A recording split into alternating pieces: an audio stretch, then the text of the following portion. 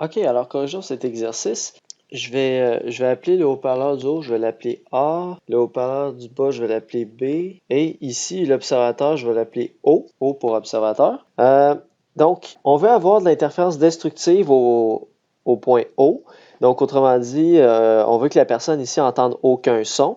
Donc, interférence destructive, on veut un minimum. Donc, on veut une différence de marche qui va être égale à M plus une demi-lambda, avec M qui est égal à un entier. Donc, on va aller chercher les deux marches. Donc, d'abord, la marche du rayon de l'onde qui provient de A, donc la marche AO ici. La marche AO est égale à 2,4 mètres. Et ensuite, la marche BO de la deuxième onde. Alors là, dans le fond, il faut juste utiliser Pythagore. Donc, on va aller utiliser Pythagore avec 1 mètre et 2,4 mètres. Ça va donner 2,6 mètres. Donc, la marche BO, 2,6 mètres. Donc, ça fait une différence de marche 2,6 mètres moins 2,4 mètres. Ça fait une différence de marche de 0,2 mètres. Et cette différence de marche-là, vu qu'elle est associée à une interférence destructive, elle est égale à un nombre entier plus une demi fois la longueur d'onde. Donc, autrement dit, on peut dire que, bon, vu que c'est un minimum, on a delta égale à m plus une demi longueur d'onde. Et on vient de dire que dans notre situation à nous, la différence de marche, elle est de 0,2 mètres. Attention de ne pas confondre les deux m. Ceci est un m qui représente un entier. Ceci est le symbole de mètre. Okay, faites attention de ne pas confondre. Donc là, ici, on pourrait aller chercher une longueur d'onde, mais en fait, quand on parle de son, on parle rarement en termes de longueur d'onde, mais plutôt en termes de fréquence. Donc, et c'est ça la question d'ailleurs, c'est quelle fréquence de son va permettre d'avoir l'interférence destructive. Donc, pour faire une conversion fréquence-longueur d'onde, c'est toujours la même chose. Vous en rappelez-vous? On l'a déjà fait au chapitre 1 à plusieurs reprises, en fait. Rappelez-vous comment on fait pour convertir une fréquence en longueur d'onde ou une longueur d'onde en fréquence? Comment on fait pour faire le lien entre les deux? C'est la formule de la vitesse d'une onde. La vitesse d'une onde qui est égale à lambda f. Donc, autrement dit, la longueur d'onde est égale à la vitesse sur f. Fait que je vais aller remplacer ça ici. Donc, autrement dit, je vais avoir m plus une demi fois la longueur d'onde qui est vitesse du son sur f. Parce qu'évidemment, ici, l'onde, c'est du son. Donc, je vais prendre la vitesse du son. La vitesse du son dans l'air, 340 mètres par seconde, est égale à 0,2 mètres dans ma situation. Ici, ce qu'on cherche, c'est la fréquence nécessaire pour obtenir l'interférence destructive. Donc, si on l'isole dans l'équation, ça va faire F égale à M plus une demi fois V sur 0,2 mètres, la vitesse du son. Alors, on voit en fait ici qu'il y a une infinité de fréquences possibles. Donc, si vous regardez l'équation, il y a une infinité de fréquences possibles qui vont permettre d'obtenir de l'interférence destructive à l'endroit où se trouve l'observateur. Pourquoi je dis une infinité de valeurs possibles? C'est à cause que, regardez, le M ici peut prendre une infinité de valeurs. Il peut valoir 0, plus ou moins 1, plus ou moins 2, plus ou moins 3, etc. Donc, il peut valoir plus ou moins l'infini, plus ou moins 1000, etc. Il peut valoir 5 millions, etc. Donc, mais là, on va revenir à la question. La question, c'était la suivante. Quelle est la plus petite fréquence possible? La plus petite. Alors, c'est ça le mot-clé ici qui va permettre de... En fond, c'est pour ça qu'on demande une seule fréquence, c'est la plus petite possible, la plus basse possible. Donc, autrement dit, la fréquence la plus grave possible, autrement dit. Parce qu'une basse fréquence, c'est son grave. Donc, c'est quoi le son le plus grave possible pour avoir d'interférence destructive à l'observateur? Donc, on veut la plus basse possible. Fait que si vous regardez, c'est quoi le M qui va donner lieu à la fréquence la plus faible possible? Ben, c'est quand M va être le plus petit possible. Voyez-vous ça? Donc, autrement dit, ici, le M le plus petit possible, c'est en fait 0. Alors, M va avoir 0. On va faire le calcul. Donc, on veut la fréquence la plus basse possible. Donc, on prend le M qui va donner la fréquence la plus basse possible. Donc, ça va donner F est égal à 0 plus une demi fois la vitesse du son. En fait, on peut tout de suite le remplacer par sa valeur, 340 mètres par seconde, sur 0,2 mètres. Et là, on va trouver la réponse, 850 Hz. Voilà. Donc, ça, c'est la plus basse possible, mais on pourrait aussi avoir, si on mettrait 1, on aurait une autre fréquence qui va permettre d'avoir des interférences destructives aussi. Donc, il y a comme une infinité de fréquences qui vont donner lieu à l'interférence destructive. Par contre, rappelez-vous qu'à partir du moment que vous dépassez 20 000 Hz, c'est plus des sons audibles. Fait que, oui, il y a une infinité de fréquences possibles, mais c'est pas dès que votre réponse de fréquence elle dépasse 20 MHz, ben c'est même plus des sons audibles, c'est rendu des ultrasons. Fait que là, ça n'a plus d'intérêt rendu là. Bref, ici, la réponse 850 Hz. En B, on veut savoir l'inverse. Quelle est la valeur de fréquence qui va permettre d'avoir une intensité maximale? Donc, autrement dit, en B, on veut avoir une interférence constructive à l'endroit où se trouve l'observateur, parce qu'on veut savoir, on veut avoir une intensité maximale. Donc, on va reprendre exactement la même démarche. C'est juste que cette fois-ci, la différence de marche doit être égale à un nombre entier de la longueur d'onde pour que ça donne une interférence constructive. Je donne un exemple fictif. Mettons qu'on aurait, par exemple, l'onde qui fait ça ici. Fait que là, on arrive, mettons, sur une crête. Puis l'onde ici, elle va faire plus d'oscillation, mais elle arrive, elle aussi, sur une crête. Okay? Pour que les deux arrivent en phase, ici. Et donc donne lieu à l'interférence constructive. Donc, on a un décalage d'un nombre entier de longueur d'onde. Donc, m lambda égale à 0,2 m. Mon lambda, c'est toujours égal à la vitesse du son sur la fréquence. Fait que si j'isole la fréquence dans cette équation-là, je vais trouver m fois la vitesse du son sur 0,2 m. Encore une fois, confondez pas le m ici qui est un entier et ça ici qui est le symbole de mètre. Là ici, je vais remplacer tout de suite la vitesse du son par sa valeur. Donc 340 mètres par seconde. Et là, encore une fois, j'ai une infinité de réponses possibles pour la fréquence qui va donner lieu à l'interférence constructive. Mais on demande encore une fois la fréquence minimale qui permet d'avoir le max. Donc la fréquence minimale. Là, par contre, il faut faire attention. Parce que là, M, c'est 0, plus ou moins 1, plus ou moins 2, etc. Fait que là, vous pourriez dire, on va prendre encore M égale 0 ici. Mais si vous prenez M égale 0, ça va faire 0 fois 340. Fait que ça ferait une fréquence 0. Mais une fréquence 0, ça n'a pas de sens. Dans le fond, une fréquence 0, ça veut dire qu'il n'y a pas de son. Un son ne peut pas avoir une fréquence nulle. Ça n'a pas de sens. Ce n'est pas un son si la fréquence est nulle. Donc, autrement dit, on voit ici que physiquement, cette solution-là n'est pas acceptable. Une fréquence nulle n'est pas une solution acceptable. Donc, il faut absolument aller chercher m égale 1. Donc, en la cherchant, autrement dit, ça, c'est pas acceptable dans la situation. Fait qu'on va aller chercher le premier entier non nul, donc m égale 1. Et là, on va faire le calcul, ça va donner 1700 Hz. Prochain sujet. Je pose la question suivante. Quelle couleur est la plus énergétique? Donc, est-ce que c'est le vert? Est-ce que c'est le bleu? Est-ce que c'est le rouge? Est-ce que c'est le jaune? Quelle couleur est la plus énergétique? Quelle couleur transporte le plus d'énergie? C'est une question qui n'est pas facile à prime abord. Alors, pour comprendre ceci, pour répondre à cette question, on a besoin de voir le spectre électromagnétique. Donc, on va parler de la nature ondulatoire de la lumière. On a dit que la lumière est une onde électromagnétique. Maintenant, si c'est une onde, qu'est-ce qui ondule? Qu'est-ce qui oscille dans la lumière pour qu'on appelle ça une onde électromagnétique? La réponse est dans la question. En fait, la réponse est dans le mot. On appelle ça une onde électromagnétique. Donc, qu'est-ce qui ondule? Qu'est-ce qui oscille?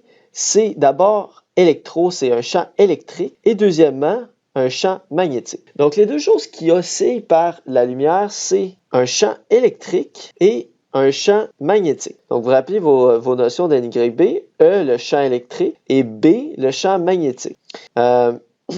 Donc, autrement dit, si on a une particule chargée dans un champ, si on se rappelle c'est quoi un champ électrique, c'est on met une particule chargée dans un champ électrique, elle va subir une force électrique à cause du champ électrique. Et le champ magnétique, lui, c'est quand on a une particule chargée qui a une certaine vitesse, alors ça c'est important, pour le magnétisme ça prend une vitesse, et quand on a une certaine vitesse, dans un champ magnétique, la particule va subir une force magnétique. Donc, je vais vous illustrer une onde électromagnétique par une petite animation. Alors, vous avez ici une représentation schématique d'une onde électromagnétique. En fait, c'est assez intéressant ça parce que imaginez-vous que la lumière là, c'est ça. C'est ça la lumière, ok? C'est rien d'autre que ça. Donc, fondamentalement, la lumière, c'est un champ électrique qui oscille. Donc, voyez-vous ici, le champ électrique oscille sur le plan qui est dessiné en orange. Et donc, si on suit par exemple la flèche qui est ici, Donc, voyez-vous, cette flèche, elle augmente progressivement. Donc, si on est à un point de l'espace, qu'est-ce qu'on remarque? C'est qu'à ce point de l'espace-là, on a un champ électrique qui augmente. Là, ça diminue, ça réaugmente de l'autre sens, ça diminue, ça réaugmente de l'autre sens, etc. Donc, c'est un champ électrique qui change de sens sans arrêt et qui change de module sans arrêt. Donc, c'est un champ électrique qui oscille. Et on voit que l'onde, ici, elle se propage vers l'avant, vers le sens de la flèche qui est représenté ici. Donc, autrement dit, si on suit, par exemple, une crête, donc suivez une crête en bleu, voyez-vous, si on suit la crête, voyez-vous, ça, c'est le sens de direction de la lumière, en fait. Donc, la lumière, dans cette situation-là, elle se propage dans le sens qui est représenté par la flèche. Et parallèlement à ça, en fait, devrais-je dire perpendiculairement à ça, il y a un champ magnétique qui oscille, qui lui est représenté sur le plan en bleu. Donc, toutes les flèches en bleu, ça représente le champ magnétique à tous ces endroits-là. Donc, le champ magnétique est différent à tous les endroits. Et si on se met, par exemple, à ce point-ci, bien, ce point-ci va subir un champ magnétique de plus en plus grand, devenir nul. Après ça, de plus en plus grand vers le bas, devenir nul, devenir de plus en plus grand vers le haut, devenir nul, etc. Alors, ça, c'est une onde électromagnétique. C'est ça, la lumière. Les rayons UV, c'est ça. Les rayons gamma, c'est ça. Les rayons X, c'est ça. Tout ce qui est électromagnétique, c'est ça. C'est ça de la lumière. Donc, c'est un champ électrique puis un champ magnétique qui oscille. Si on augmente la fréquence, non, d'abord, je vais diminuer la fréquence. Tiens. Donc, si on diminue la fréquence, je vais diminuer aussi la longueur d'onde. Ah non, pardon, je ne peux pas changer les deux en même temps. Donc, si je diminue la fréquence, ça va faire en sorte que l'onde va être très lente dans son oscillation. Vous voyez? Donc, une onde avec une faible fréquence très lente. Si j'augmente la fréquence, ça va être un petit peu plus rapide. Voyez-vous qu'automatiquement, la longueur d'onde diminue. Plus j'augmente la fréquence, voyez-vous que la longueur d'onde doit diminuer automatiquement. Voyez-vous que je fais juste changer la fréquence, mais la longueur d'onde doit s'ajuster automatiquement. Donc là, j'ai une fréquence qui est un peu plus élevée et par le fait même, une longueur d'onde qui est un peu plus faible. Je continue à augmenter la fréquence. Donc, plus j'augmente la fréquence, plus l'oscillation est vite, mais plus mes ondes sont petites, voyez-vous? Mais ma longueur d'onde est toujours de plus en plus petite. Je continue à augmenter encore plus. Donc, toujours de plus en plus petit. J'augmente la fréquence, l'onde est encore plus petite. J'augmente la fréquence. Donc là, l'onde est rendue très rapide, très haute fréquence et l'onde est très courte. Pourquoi est-ce que lorsque j'augmente la fréquence, la longueur d'onde doit automatiquement descendre? C'est à cause toujours de cette relation-là ici. Donc, c'est toujours notre éternelle relation que j'ai dit qui est super importante, qui va revenir 1 million de fois. Ben, vous voyez, on la réutilise. Donc, on a vitesse d'une onde égale lambda f. OK? Toujours ça. Mais là, on l'applique à la lumière. Bien, la vitesse de la lumière, par définition, c'est C minuscule. On avait déjà parlé de ça rapidement dans le chapitre 2. Donc, C minuscule, c'est la vitesse de la lumière, égale lambda f. Donc, c'est la même équation, c'est juste que je l'ai appliquée pour la lumière. Donc, je l'ai appliquée pour la lumière dans le vide. Donc, la vitesse de la lumière dans le vide, on l'appelle C minuscule. En passant, C minuscule, ça vaut 300 000 environ 300 000 km par seconde. C'est la vitesse de la lumière dans le vide. Donc, c'est extrêmement rapide. Plusieurs fois le tour de la Terre en une seule seconde. C'est extrêmement rapide. Mais c'est pas instantané. C'est pas infini. Okay, donc, la lumière ne voyage pas à une vitesse infinie. Autrement dit, quand vous allumez une lumière, la lumière ne se rend pas à vos yeux instantanément. Il y a un certain délai. Mais ce délai-là est tout petit et minime parce que la vitesse de la lumière est tellement grande. Qui est proche de 300 000 km. Imaginez 300 000 km, c'est énorme. 300 000 km en une seconde. Donc, c'est phénoménal. La vitesse de la lumière, c'est phénoménal. Si on la met en mètres par seconde, ça fait 3 fois 10 à la 8 mètres par seconde. Cette constante-là, on va l'utiliser énormément en passant dans le cours. 3 fois 10 à la 8 mètres par seconde. C'est une constante universelle de la physique, la vitesse de la lumière. C'est une constante qui revient très, très, très, très souvent. Donc, si on revient à notre équation, on a C égale lambda f. Ça veut dire que si j'isole, mettons, la longueur d'onde dans cette équation-là, ça veut dire que lambda égale C sur f. Puis C, c'est une constante. C'est toujours 3 fois 10 à la 8 mètres par seconde, divisé par la fréquence. Lambda égale C sur f. Donc, qu'est-ce que vous remarquez dans cette équation-là ici? C'est que si j'augmente la fréquence, la longueur d'onde va automatiquement diminuer. Ou à l'inverse, si j'augmente la longueur d'onde, les deux sont inversement proportionnels. Donc, si j'augmente la longueur d'onde, la fréquence doit diminuer. Si je diminue la longueur d'onde, la fréquence doit augmenter. Les deux sont inversement proportionnels. Donc, c'est la raison pour laquelle, dans mon animation ici, lorsque je parle d'une fréquence faible, si j'augmente la fréquence, vous voyez, la longueur d'onde doit automatiquement diminuer parce qu'ils sont toujours inversement proportionnels. Donc, mettons que j'ai une certaine fréquence, je ne peux pas avoir n'importe quelle longueur d'onde associée à ça. Pour une certaine fréquence, il y a une longueur d'onde précise qui est associée à ça, que je peux calculer en faisant 3 fois 10 à la 8 divisé par la fréquence en question. Et donc, il y a une seule... autrement dit, à chaque longueur d'onde, il y a une fréquence qui est associée. Et les deux sont inversement proportionnels. À ce stade, je voulais vous montrer une petite vidéo sur le spectre électromagnétique, c'est-à-dire les différents types d'ondes électromagnétiques qui existent. L'un des aboutissements de la théorie électromagnétique a lieu dans les années 1860, lorsque le physicien écossais James Clerk Maxwell prédit que les champs électriques et magnétiques peuvent se propager sous la forme d'une onde. Il calcule une vitesse de propagation prodigieuse, de 300 000 km par seconde. Or, depuis James Bradley, en 1726, on sait que la lumière visible est une onde, dont on ignore la nature, mais dont on sait qu'elle se propage justement à la vitesse de 300 000 km par seconde. Maxwell venait de découvrir que la lumière est une onde de nature électromagnétique, dont la gamme de fréquences occupe une infime partie du spectre. Chaque couleur correspond à une fréquence donnée. Ce n'est que 20 ans plus tard que Heinrich Hertz mettra en évidence expérimentalement ce nouveau type d'onde. Il sera le premier à construire un oscillateur électrique, capable de générer des fréquences supérieures aux mégahertz. Cette bande de fréquences correspond aux ondes radio, qu'on appelle encore maintenant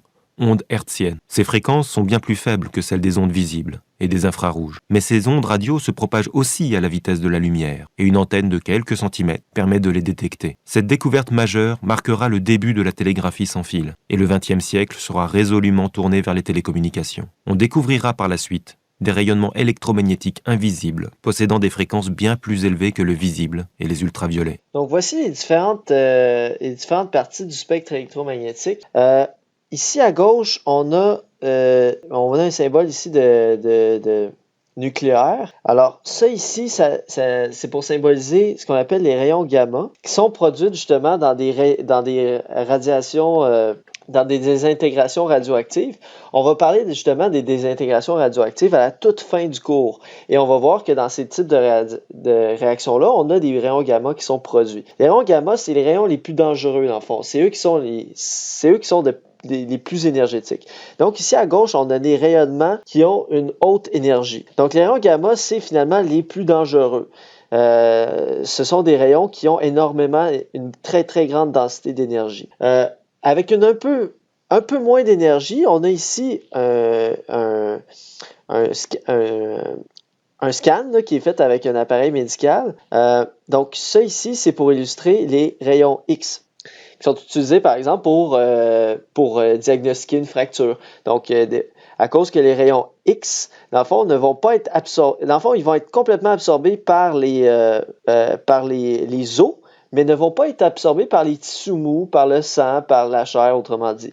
Donc, ça va permettre finalement de voir les os à l'intérieur de la chair. Donc, ça permet de créer une image qui permet, par exemple, justement, de diagnostiquer une fracture. Donc, les rayons X qui ont cette propriété très intéressante.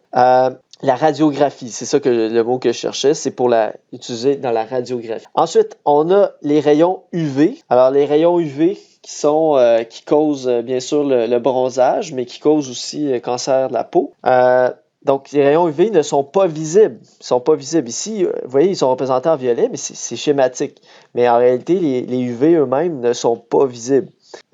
Ensuite, on a le spectre visible. Alors ça, c'est les couleurs qu'on connaît. C'est de la lumière qu'on peut voir avec nos yeux. Quand je dis le UV n'est pas visible, c'est logique, parce que si le UV était visible, il serait dans le spectre visible, vous comprenez? Parce que le spectre visible, c'est par définition, c'est ce qu'on peut voir. Donc, forcément, le UV n'est pas visible. Le spectre visible va du violet jusqu'au rouge. Donc, c'est toutes les couleurs de l'arc-en-ciel. Donc, violet, bleu, turquoise, vert, jaune, orange, rouge. Alors ça, c'est les couleurs pures. Toutes les autres couleurs que vous connaissez, mettons brun ou rose, ce sont des mélanges entre ces couleurs pures-là.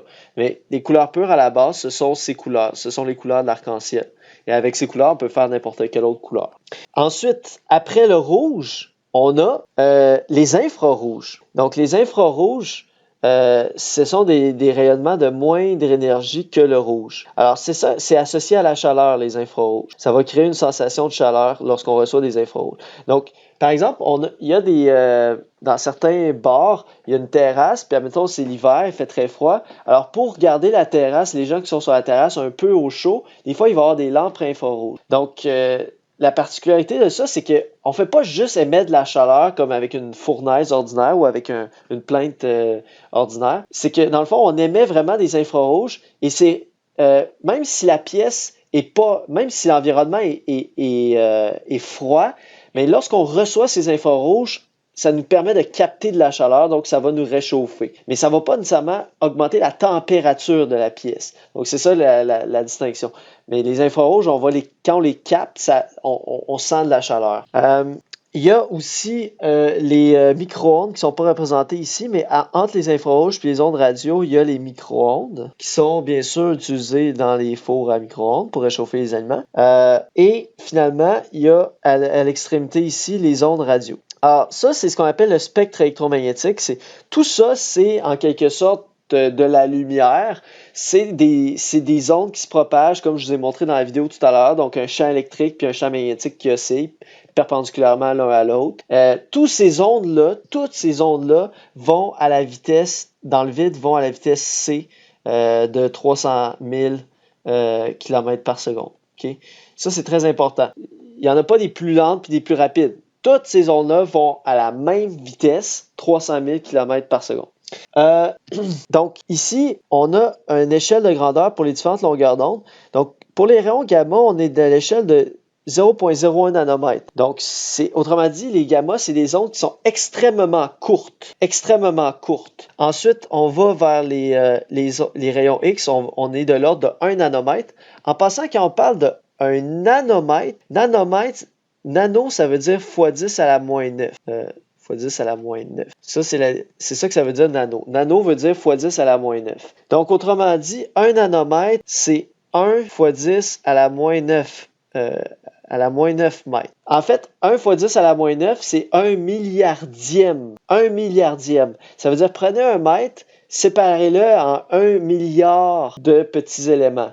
Et vous avez 1 nanomètre. Donc, 1 nanomètre, c'est 1 milliardième de mètre. C'est absolument minuscule.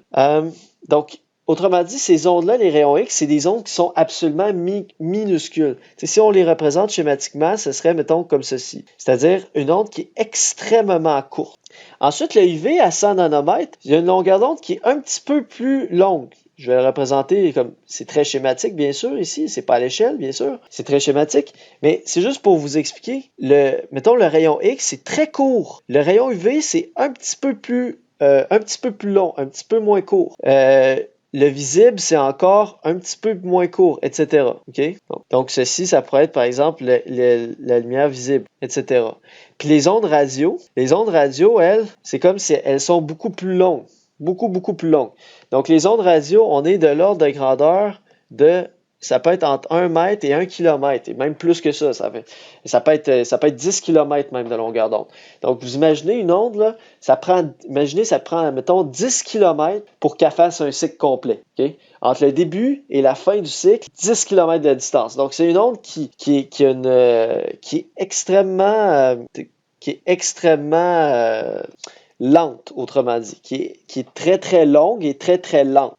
Donc, ici, à droite, on a des rayonnements de faible énergie. Donc, les ondes radio sont des rayonnements de faible énergie. C'est la raison pour laquelle ils sont pas dangereux, ils sont pas nocifs, les ondes radio. Autrement dit, présentement, vous avez plein d'ondes radio qui vous traversent par la tête. Parce que il y a des ondes radio qui circulent partout. C'est ça qui nous permet de capter la radio, peu importe où est-ce qu'on est. C'est ça qui vous permet aussi de recevoir des appels cellulaires, peu importe où est-ce que vous êtes, puis de transmettre des informations avec votre cellulaire. Tout ce transfert d'informations-là se fait par des ondes radio. Votre cellulaire communique grâce à des ondes radio. Donc, aussi, tu sais, la télévision, il y avait les anciens systèmes qui permettaient d'obtenir la télévision quand on n'avait pas le câble. Ben, on pouvait avoir les espèces d'oreilles de lapin. Vous avez dû déjà voir ça. Donc, on a la télévision, puis on a les oreilles de lapin, des espèces d'antennes. Alors, ces antennes-là, ça captait aussi des ondes radio. Donc, c'est ça qui permettait de transmettre l'information de l'émission qui était en cours. Donc, toute l'image, l'information de l'image puis du son que la télévision doit reproduire, elle était captée par ces antennes-là et c'était des ondes radio qui allaient transmettre cette information-là. Même chose, c'est ça sur évidemment un poste de radio. Quand vous écoutez, c'est via des ondes radio. Donc, ce sont des ondes qui sont très longues. On observe aussi dans le spectre visible, dans le fond, les ondes violettes, c'est les plus courtes et les rouges, c'est les plus longues. Okay? En passant, le mot ultraviolet, ça vient pas de nulle part. Donc, ultra, ça veut dire plus. Et donc, c'est comme ultraviolet, c'est comme au-dessus du violet. C'est-à-dire, c'est des rayonnements qui ont une plus grande fréquence que le violet ou une plus grande énergie, si vous voulez. Donc, les ultraviolets, c'est les ondes qui ont une fréquence au-dessus du violet. À l'inverse, les infrarouges, infra veut dire en dessous. Donc, les infrarouges, ce sont des ondes qui ont une fréquence en deçà de celle du rouge. Donc, c'est d'où le nom infrarouge, en dessous du rouge. Une fréquence inférieure à celle du rouge, de la couleur rouge. Alors, si on résume tout ça dans un tableau, le spectre visible est tout petit. Quand je dis tout petit, c'est qu'il est tout petit dans l'ensemble du spectre électromagnétique. Pour vous illustrer ceci, vous avez ici le spectre électromagnétique qui est représenté, mais il est représenté sous forme logarithmique. Donc, c'est pas linéaire. Ici, voyez-vous, on passe directement, mettons, de 3 GHz à 30 GHz à 300 GHz, etc. Donc, à chaque ligne, dans le fond, on fait un saut de 10 fois en fréquence. Donc, autrement dit, ici, la fréquence est 10 fois plus grande, 10 fois plus grande, 10 fois plus grande, etc. Donc, on est sur une échelle logarithmique. Pourquoi on se met sur une échelle logarithmique? Ben, pour que ça ait plus de sens. Parce que sur une échelle linéaire, en fait, il y a beaucoup trop d'ordres de grandeur à représenter. Donc, quand on veut recouvrir un très grand nombre d'ordres de grandeur, on utilise une échelle logarithmique. Et ce que je veux vous montrer, c'est que le spectre visible est tout petit, en fait, dans l'ensemble du spectre électromagnétique. Pour nous, c'est super important le spectre visible parce que c'est ça qui nous permet de voir. Puis c'est ça les couleurs. Fait que pour nous, c'est super important, mais en réalité, c'est assez petit dans l'ensemble du spectre électromagnétique. Donc, vous avez ici les petites fréquences, c'est-à-dire les ondes radio, qui se trouvent aussi à être les grandes longueurs d'onde. Et à l'autre extrémité, vous avez les rayons gamma, qui sont les plus grandes fréquences et, par le fait même, les plus petites longueurs d'onde. En passant, le spectre visible est défini pour la vision de l'être humain, parce qu'il y a des espèces animales, par exemple les serpents, qui peuvent voir en infrarouge, ce qui leur permet de détecter leur proie la nuit, même quand c'est parfaitement obscur. Donc, pour les serpents, le spectre visible, ça ne serait pas la même chose que notre spectre visible à nous. Pour les serpents, le spectre visible, il embarque plus loin, il embarque même dans les infrarouges.